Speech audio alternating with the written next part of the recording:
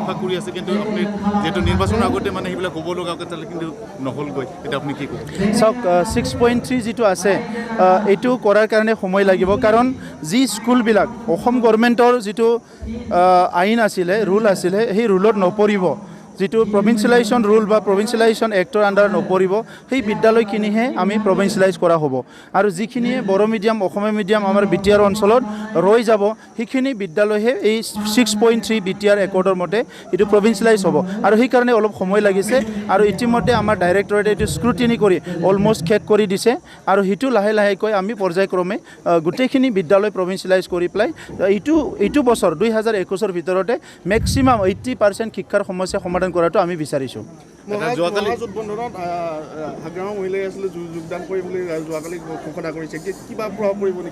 নাই এইটো best of luck দিছোঁ মানে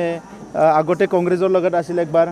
বিজেপিৰ লগত থাকিল এতিয়া আৰু মহাগঠবন্ধনত গৈছে গতিকে আমি কংগ্ৰেচুলেশ্যন দিছোঁ বিটিচি বাহিৰত কিমানটা সমষ্টি প্ৰাৰ্থিত্ব দিব নাই এতিয়ালৈকে আমাৰ দলে ফাইনেল কৰা নাই যিখিনি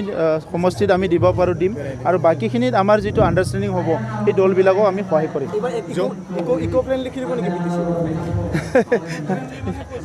ইক' ফ্ৰেণ্ডলি বুলি একো নাই পলিটিক্সটো চাওক ডেম'ক্ৰেটিকেলি নন ভাইলেণ্ট ৱেত পলিটিক্সটো কৰিব লাগে সেইটো অলৰেডি পলিউটেড কৰি পেলাইছে আৰু পলিউটেড কৰা মানুহবিলাকে এতিয়া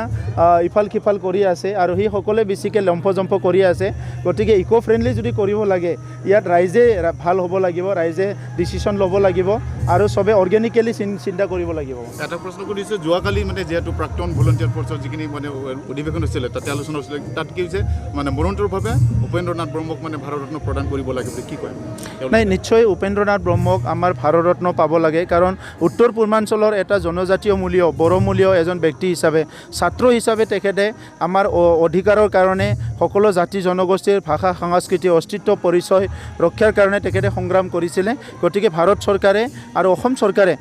অহা সময়ত তেখেতক ভাৰতৰত্ন দিব পাৰে ইয়াত কোনো অসুবিধা নাই ময়ো আমাৰ তৰফৰ পৰা চৰকাৰৰ তৰফৰ পৰা মই দাবী জনাইছোঁ অতি শীঘ্ৰে বডৌফা উপেন্দ্ৰনাথ ব্ৰহ্মক ভাৰতৰত্ন প্ৰদান কৰিব লাগে আৰু তেখেতসকলৰ যিখিনি প্ৰাক্তন ভলণ্টিয়াৰ্ছ আছে তেখেতলোকৰ সংস্থাপনৰ কাৰণে বিটিআৰ চৰকাৰে কি ইতিমধ্যে আমি 10,000 এই আন্দোলনত যোৱা 30 বছৰত ভিক্টিম হোৱা ইয়াত মানে বিভিন্ন ছেক্ৰিফাইচ কৰা মানুহবিলাকৰ কাৰণে 10,000ৰ কাৰণে বিভিন্ন সংস্থাপনৰ পেকেজ অলৰেডি আমি আৰম্ভ কৰিছোঁ আৰু ইয়াৰ দ্বাৰা তেখেতসকলে লাভান্বিত হ'ব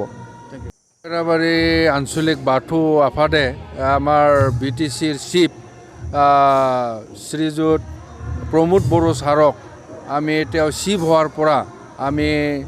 সম্বৰ্ধনা জনাবলৈ আমি সুবিধা পোৱা নাছিলোঁ আজি সৌভাগ্য আমি তেওঁক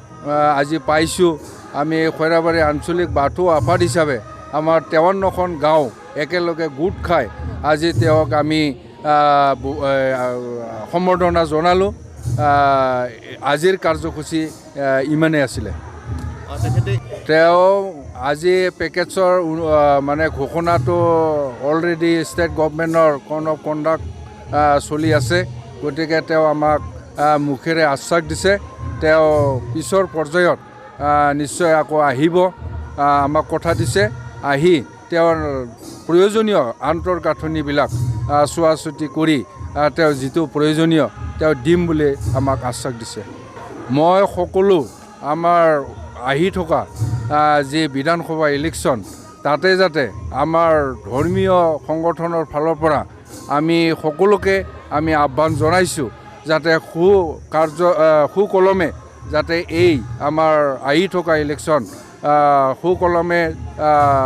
অনুষ্ঠিত হৈ যায় তাৰ বাবে আমি ধৰ্ম অৰ্গেনাইজ হিচাপে আমি আহ্বান সকলো ৰাইজকে জনাম